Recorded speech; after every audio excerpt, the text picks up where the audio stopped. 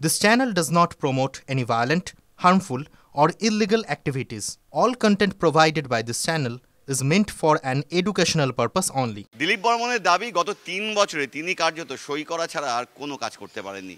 বাস্তবে তিনি এবং তার মতো একাধিক মেয়র পরিষদ নাকি কাঠের পুতুল। একই সঙ্গে ঘুরপথে দুর্নীতিরও অভিযোগ তুলছেন দিলীপ বর্মন।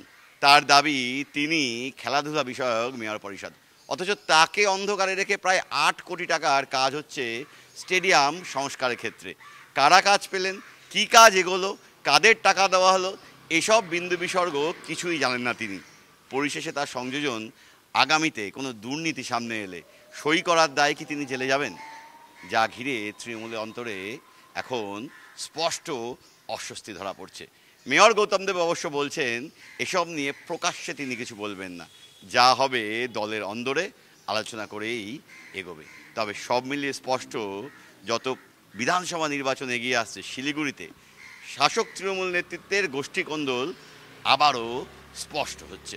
কিছু অসুবিধা না থাকলে তো কেউ আর বলে না। যখন ৩ বছর পার হয়ে গেছে, ৩ বছরে তো অনেক কিছু শিখলাম ওখানে, তো শিখতে শিখতে এখন দেখছি যে এটা বেকার শেখা হলো। তো যার জন্যই এটা একটা মনের মধ্যে চিন্তাধারা হচ্ছে যে এটা না থাকাই ভালো। আমি বাজেট কত হবে কোনটার সেটা আমি জানবো না, ডিপার্টমেন্টের লোক প্লাস মেয়র নিজের হিসাব টিসাব করে তারপর আমার কাছে পাঠাবে, তুমি এটাতে সই করে দাও। তাহলে ওখানে আমার থাকার কোনো দরকার আছে?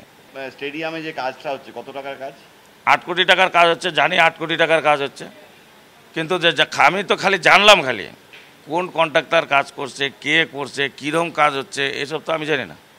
তো তা আমাকে অন্ধকারে রেখে লাস্টে কি আমি ওই রুদ্রনাথ ভট্টাচার্যের মতো হবে নাকি? শ্মশান ঘাটে পয়সা খেলো কে আর ফাঁসলো কে? তারপর দেখা গেলো ওখানে ৮ কোটি টাকার মধ্যে কিছু ঘাবলা হয়ে গেছে, তখন দিলীপ বর্মন ফাঁসবে নাকি? কাঠের পুতুল তো বটে, আমি খালি না, অনেক আছে, কেউ বলে না আমি বলি, এটাই ডিফারেন্স। আমার সই করে ছাড়া কী কাজ আছে? মেয়র কেন করছে মেয়র নিজে বুঝবে, আমার বোঝার কিছু নেই। যখন আমরা সার্ভে করার জন্য স্টাফদেরকে পাঠাই, তো কেউ বলে দিচ্ছে যে তোমরা কি ব্যাপার, তোমরা কেন সার্ভেতে যাচ্ছ?